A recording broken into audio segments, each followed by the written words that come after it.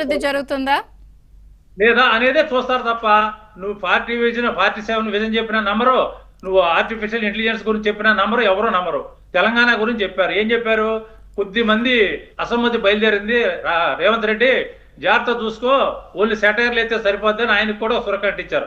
అంటియాల్సిందే ఎవరున్నా సరే, దాన్ని మనం తప్పు మరి మీ కాంగ్రెస్ పాలిత రాష్ట్రం కదా, ముఖ్యమంత్రి గారు తీసుకుంటారా? మరి మీరు ఓపెన్ గా ఇలాగ అంటున్నారు తీసుకోవాల్సిందే అని, సెటైర్లు కడుపు నింపమని. ఎవరైనా ఫీడ్బ్యాక్ తీసుకుంటే ఆయనకే మంచిది కదా. 5 ఏళ్ళు ఉంటాడు, ఇంకో 5 ఏళ్ళు ఉంటాడు. తీసుకోకపోతే ఎవరైనా పోతారు. ఇప్పుడు ఆయన చెప్పింది ఏంటి? ఆయన విమర్శ చేయలా, మీరు సరి చేసుకోండి అని చెప్పాడు. ఇంకా మీకు అవకాశం ఉంది, మీరు సరి చేసుకోండి, ప్రజలకు అనుకూలంగా మీరు పరిపాలించండి, ఎన్నాళ్ళైనా మీరే ఉండండి అని చెప్పాడు. ఆయన దిగిపోమని కానీ మీరు పడిపోతారని కానీ ఆయన ఏం చెప్పలా. చేసుకోకపోతే పడిపోతారని చెప్పాడు. ఈ పార్టీలన్నీ కూడా, ప్రాంతీయ పార్టీలన్నీ ఆలోచన అట్టాగుంటదమ్మా. ఈ మూడే కాదు. నేను ఒక క్వశ్చన్ ఓపెన్ గా మిమ్మల్ని కూడా అడుగుతాను.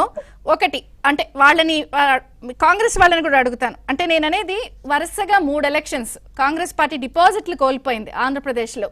విభజన జరిగిన తర్వాత మీ పరిస్థితి ఇంత దారుణంగా ఉంది కదా. ఏదైనా సరే గతంలో మీరు చేసిన తప్పులకి ఇప్పటి వరకు కూడా మీరు ఎక్కడ ప్రజలకు అపాలజీ చెప్పిన పరిస్థితులు ఏం కనిపించలేదే? ఖచ్చితంగానమ్మా. ఇప్పుడు పార్టీ ఇక్కడ 2 ప్రాంతీయ పార్టీలు బలంగా ఉన్నప్పుడు జాతీయ పార్టీలు మనగడ బీజేపీకి లేదు, మాకు లేదు. అంటే మీరు తప్పును ఒప్పుకోవాలి కదా అన్నారు. మీరు కూడా ఎక్కడ కాంగ్రెస్ వాళ్ళు ప్రజలకు ఓపెన్ గా అపాలజీ చెప్పింది ఏం కనిపించలేదు కదా. ఓపెన్ గా అపాలజీ చెప్పడానికి తప్పేం చేసామమ్మా? వాళ్ళ కోరిక తీర్చాం, రాష్ట్రం విడగొట్టాలి. 6 రాష్ట్రాలు ఉన్న దేశం 29 రాష్ట్రాలు అవలా?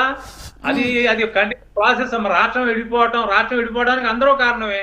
తెలుగుదేశం కారణమే, బీజేపీ కారణమే, అందరూ కారణమే. బీజేపీ బలంతోనే, తెలుగుదేశం బలంతోనే మేము రాష్ట్రం ఇచ్చాం. అది తప్పేలా అవుతుంది? అది కాదు. కాంగ్రెస్ పార్టీకి వెన్నుపోటు పొడిసి రాజశేఖర రెడ్డి లెగసీని జగన్మోహన్ రెడ్డి క్యాప్చర్ చేశాడు కాబట్టి ఈ పరిస్థితి వచ్చింది రాష్ట్రంలో పార్టీకి. అది మేము ఇప్పుడు ఏం చేస్తాం? జగన్మోహన్ రెడ్డిని పతాలను తొక్కేసి ఆ కేడర్ అంతా లాక్కొని మేము బలపడడానికి మేము ట్రై చేస్తాం. చంద్రబాబు గారి కేడర్, జగన్ కేడర్, మన వాళ్ళు జనసేన కేడర్ మాకు రమ్మంటే రారు కదా. మా కేడర్ ఎక్కడుందో వాళ్ళని తెచ్చుకోవడానికి మేము ప్రయత్నం చేస్తాం. రాష్ట్రంలో బలపడటానికి ఖచ్చితంగా ప్రయత్నం చేస్తాం. మాకు ఓట్లు లేకపోయినా ప్రతిపక్షంగా ప్రభుత్వాన్ని హెచ్చరిస్తూనే ఉంటాం. 5 సంవత్సరాలు చంద్రబాబు గారు అధికారంలో ఉన్నంత కాలం మా సూచనలు ఉంటాయి. మీరు సూపర్ 6 అన్నారు, అమలు చేయండి. మరి మర్చిపోయారేంటి? మరి మర్చిపోవద్దు. మరి ఎందుకు ఇస్తానని చెప్పారు మీరు? ఎందుకు ఇస్తారు? మీరు గెలవడానికి అది కూడా ఒక పాయింటే. ఎందుకు మర్చిపోయారు మీరు? అన్ని ఒక్కసారి చేయమని మేము చెప్పడంలా, ఒక్కొక్కటి చేయండి. రేవంత్ రెడ్డి లాగా అన్ని ఒకేసారి మొదలుపెట్టి గిలకెలు కొట్టుకోవాల్సిన అవసరం లేదు. మీరు ఒక్కొక్కటే చేయండి.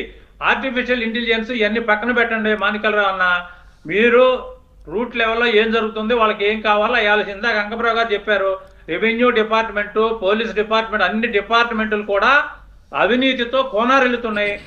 ఎక్సైజ్ పాలసీ అటర్ ఫ్లాప్ అయింది. గొంతుకొక ఇది వచ్చేసింది పాయింట్. ఇసుక పాలసీ అటర్ ఫ్లాప్. ఎడ్ల బల్ల మీద తీసుకొచ్చి లారీల మీద పోసుకెళ్తున్నారు. ఇవన్నీ మీరు సమీక్షించుకుంటే మీకు తిరుగు లేకుండా మళ్ళా మీరు గెలవడానికి అవకాశం ఉంటది. వీటన్నిటిని అలాగే చేసి పార్టీ సేవను విజను నేను ఆర్టిఫిషియల్ దీంతో సంపాదిస్తాను, అందరికి పంచుతాను అంటే అది కరెక్ట్ కాదు. అది ఒక్కసారి ఆలోచించుకోవాలి. ఆర్కే గారు చెప్పింది కూడా అదే, మీ ఓపెనింగ్ రిమార్క్స్ కూడా అదే. ఇది రిలవెంట్ గా పెట్టారు డిబేట్ మీరు. ఇది ఖచ్చితంగా ప్రజల్లోకి వెళ్తుంది. వాళ్ళు సమీక్ష చేసుకోవాలి, విమర్శలాగా తీసుకోకూడదు. అంగమరావు గారు చెప్పినా, నేను చెప్పినా మిమ్మల్ని ఇప్పుడు